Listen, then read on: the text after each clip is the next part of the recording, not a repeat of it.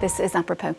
Well, after a breakneck first year back in power, the US president will be trying to sell voters on the economy during his State of the Union address in a few hours' time. The White House says Donald Trump will be laying out an ambitious agenda when he speaks to Congress and the American people. Well, the rest of the world, meanwhile, will be watching for hints about possible military action against Iran. With more on what to expect, here's Antonia Kerrigan. With midterm elections just 9 months away, Donald Trump's State of the Union address will look to bolster popularity after a series of knocks. On Friday, the Supreme Court took the wind out of his protectionist policy by cancelling the reciprocal tariffs he put in place last year, a decision he sees as a personal betrayal, especially by conservative Supreme Court justices he himself nominated. I'm ashamed of certain members of the court, absolutely ashamed, for not having the courage to do what's right for our country. I think it's an embarrassment to their families. The infamous reciprocal tariffs, in place since last April, disappeared on Monday night and have been replaced by a 10% rate, perhaps soon to be 15%. And the president needs congressional approval to renew even these in 150 days' time, for which he will need to convince lawmakers too that his tariffs should be renewed and that his economic strategy is working. But inflation remains high and his approval ratings have fallen. On another key campaign promise, reducing immigration, the shooting dead of 2 US citizens by ICE agents in Minneapolis shocked even his staunchest supporters. It's also very ugly to watch someone shoot a US citizen, especially a woman, in the face. The deaths of Rennie Nicole Good and Alex Pretty led to mass protests, which eventually forced ICE to withdraw from Minnesota, ending their immigration raids in the state. Unanswered questions about the president's past relationship with convicted sexual predator Jeffrey Epstein also continue to trouble Republican voters, while his persistent threats of war with Iran are, for some, a departure from his America First policy. Well, for more on what to expect, we're joined by Larry Sabato, founder and director of the University of Virginia Centre for Politics. Thanks so much, Larry, for being with us this evening. All eyes will be on Donald Trump in just a few hours' time. He's warned that this is set to be a lengthy address, saying there's lots to talk about. What, broadly speaking, are you expecting? Well, it will be lengthy. His last State of the Union address set a record for length, 99 minutes, and I think this will probably be longer. He has to focus on the economy because overwhelmingly it's the issue that people care about in all parties across the board, and they're very unhappy with Donald Trump's performance. His job approval generally is in the mid to upper 30s, and on the economy, it's in the low 30s. He's lost independents almost completely. He's got, at best, a quarter support among independents, and they're a big group in the American electorate. So if his staff can keep him focused on the script and he doesn't go off it too often, he'll be talking about affordability and how his administration is going to make things cheaper for Americans. That's why he was elected. And in fact, since he was elected, not only have prices not gone down, which he said was his goal, they've gone up.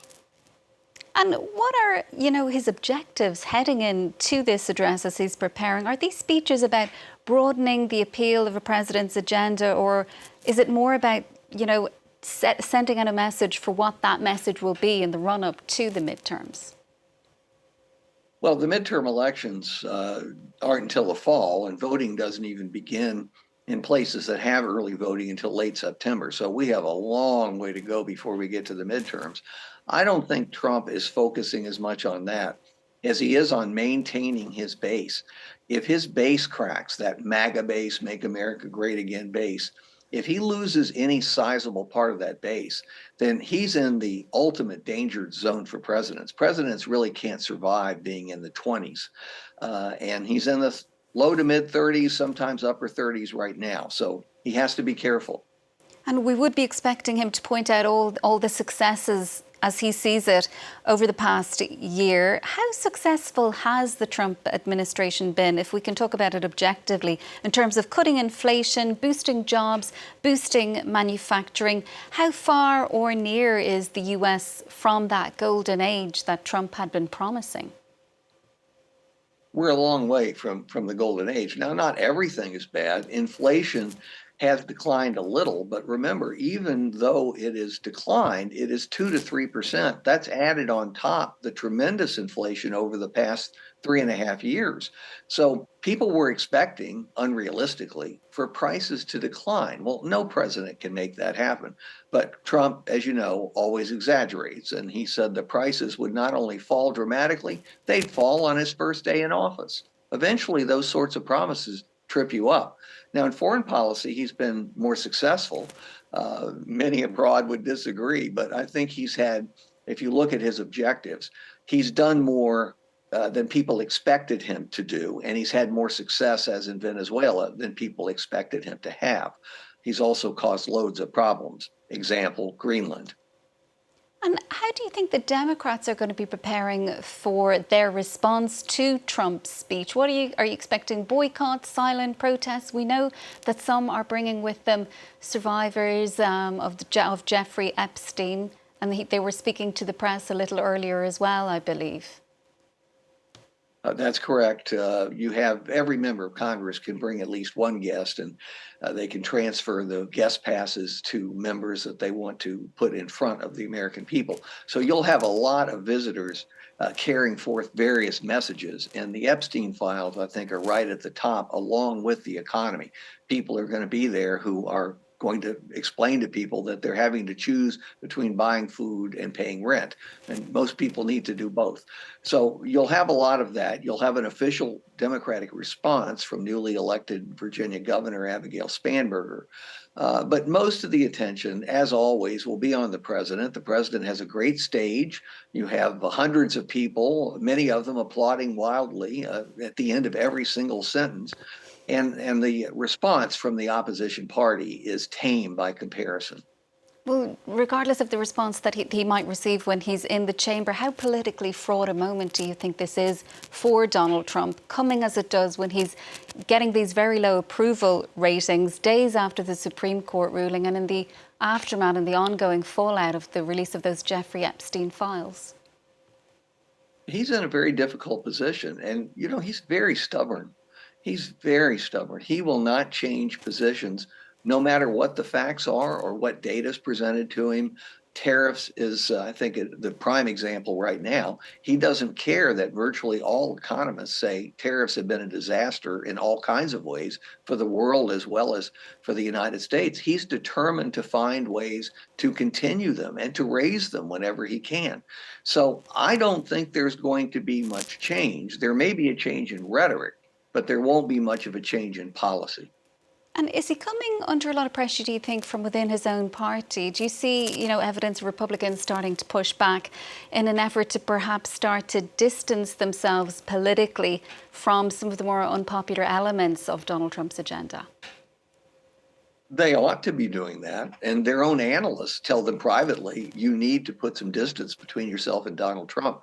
But they're afraid of him because if he goes after any one of them, he can defeat that person in all probability in a party primary where the turnout is low and where his base will turn out in large numbers. So they're simply afraid to do it.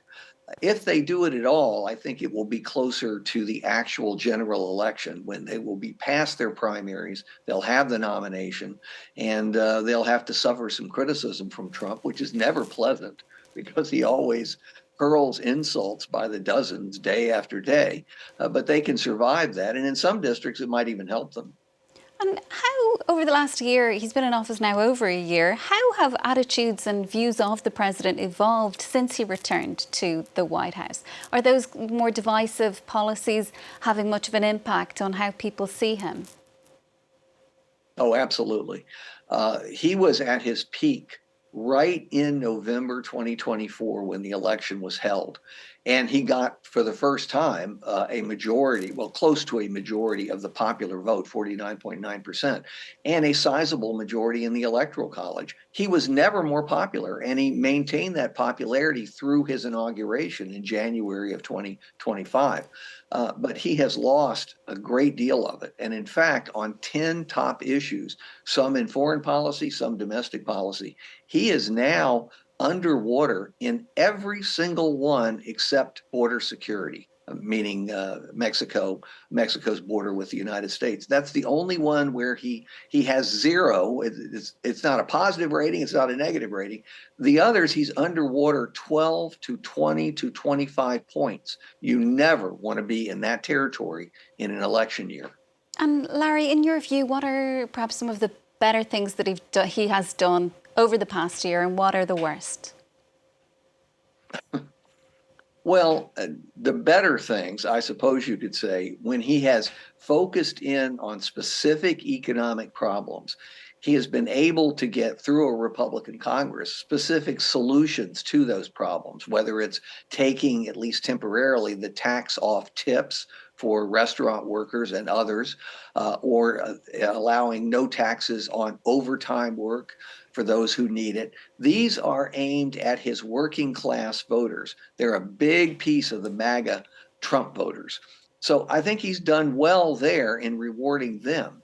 But when you look at the whole tax picture, he's actually benefited not just the top 1%, but the top 1/10 of 1%.